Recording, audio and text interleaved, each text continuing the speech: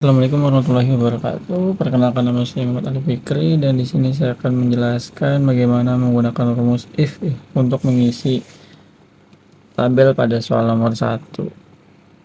Jadi di tabel ini ada NIP, nama, golongan, jabatan, dan gaji. Dan untuk golongan A itu jabatannya manajer, B itu supervisor, C itu operator. Jadi langsung aja kita ke rumusnya. Nah, jadi rumusnya itu menggunakan rumus if, ya dimana if dalam kurung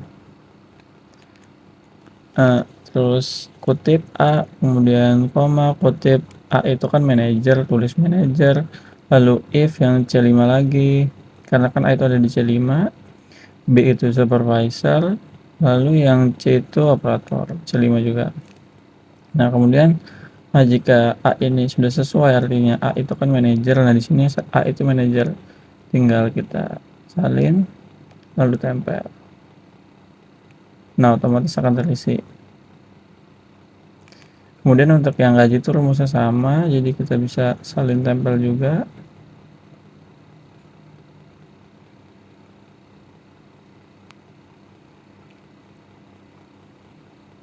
Jadi bisa langsung copy,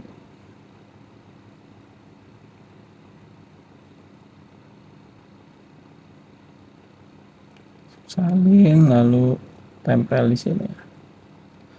Tempel ini sih tinggal kita ganti aja. Nah, yang A ini kan A itu 4.500.000, jadi tinggal ganti 4.500.000. Kemudian yang B itu 3 juta.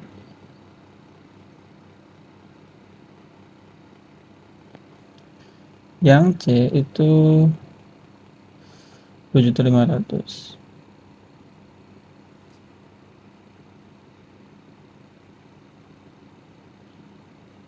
Juta 500.000. Nah, sudah jadi ini satu. A itu 4.500.000.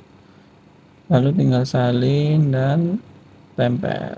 Nah, kemudian untuk menghitung total itu bisa menggunakan rumus yaitu sum ya. Menggunakan rumus sum. Lalu tinggal blok yang ingin dicari totalnya. Lalu kalau untuk menentukan yang terbesar itu rumusnya max, lalu sama blok lagi checklist. Lalu untuk yang terkecil itu menggunakan rumus min, lalu blok juga checklist. Untuk rata-rata itu menggunakan rumus average, lalu blok checklist. Nah, jadi seperti ini penjelasan dari saya mengenai rumus if. Sekian, terima kasih. Dan untuk nomor 2 itu menghitung volume tabung ya.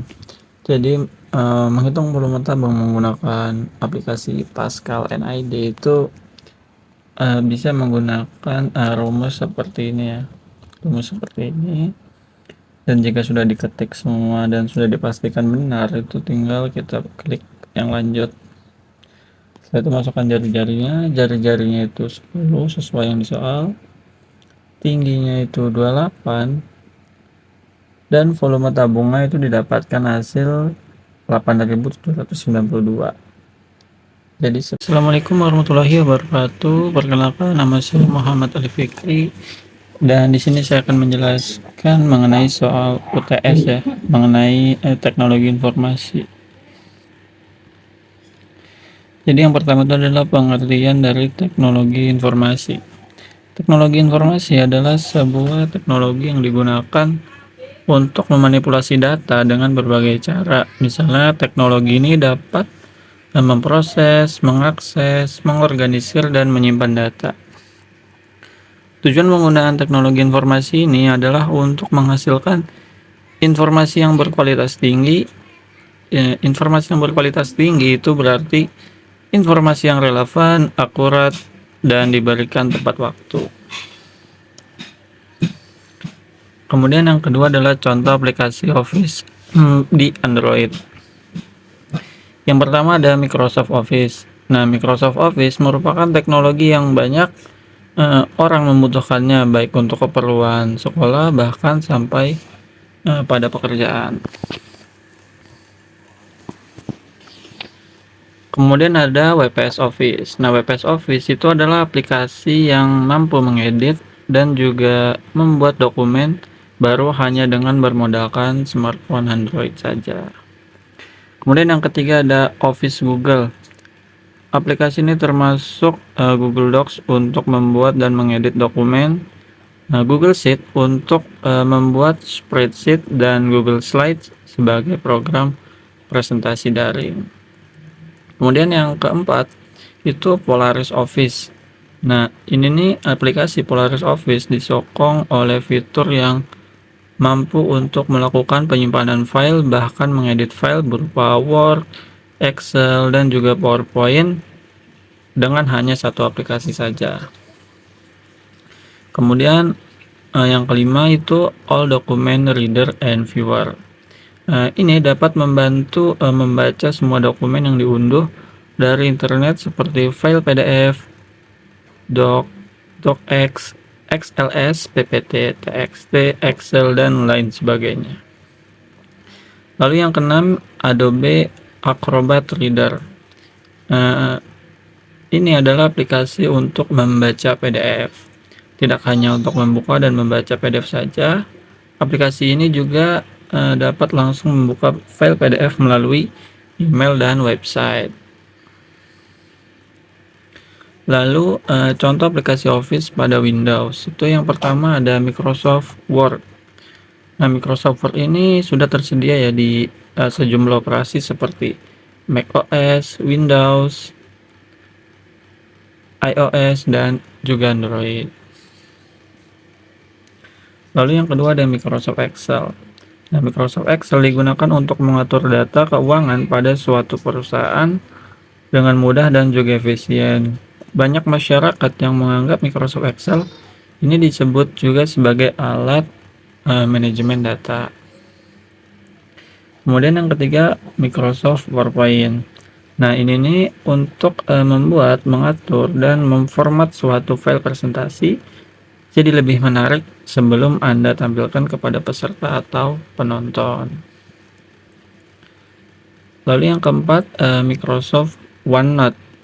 Nah, ini nih untuk membuat catatan menggunakan fitur kolaborasi multi pengguna. Dengan adanya perangkat lunak satu ini bisa juga mengoperasikannya itu di berbagai keperluan dengan mudah. Lalu yang kelima ada Microsoft Outlook. Ini untuk mengirim, menerima, dan membaca pesan email seperti Gmail. Lalu yang keenam itu Microsoft OneDrive. Adalah layanan hosting file dan juga sinkronisasi yang berfungsi untuk mengubah dan menyinkronkan file ke suatu penyimpanan atau cloud. Lalu nomor 3 adalah hardware input dan fungsinya.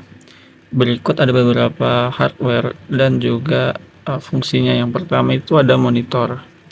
Monitor ini berfungsi sebagai alat output, yaitu tempat untuk mengeluarkan hasil proses yang dilakukan oleh komputer berupa informasi yang dibutuhkan oleh pemakai komputer.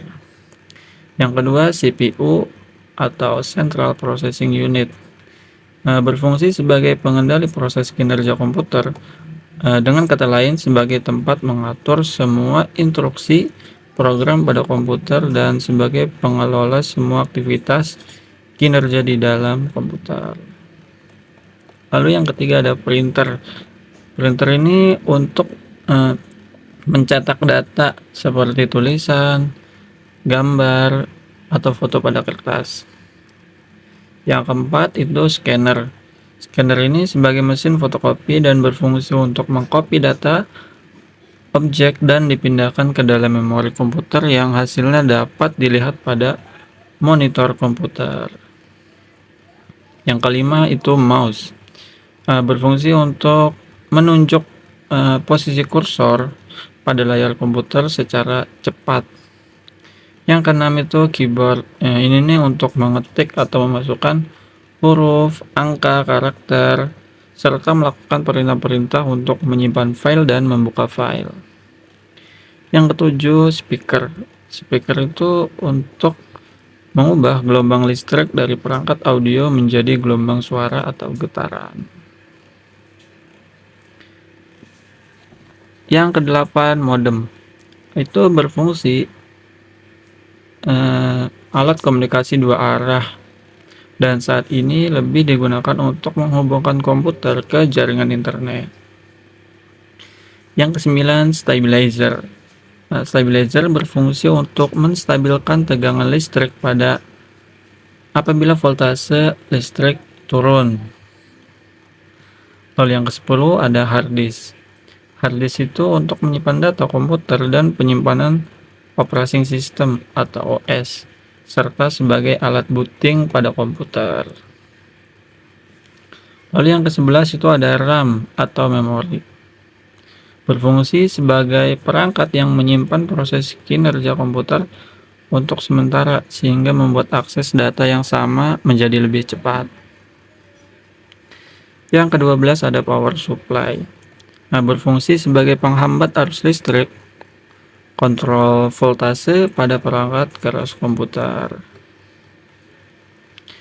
Yang ke-13 ada fan atau kipas, itu sebagai pendingin perangkat komputer.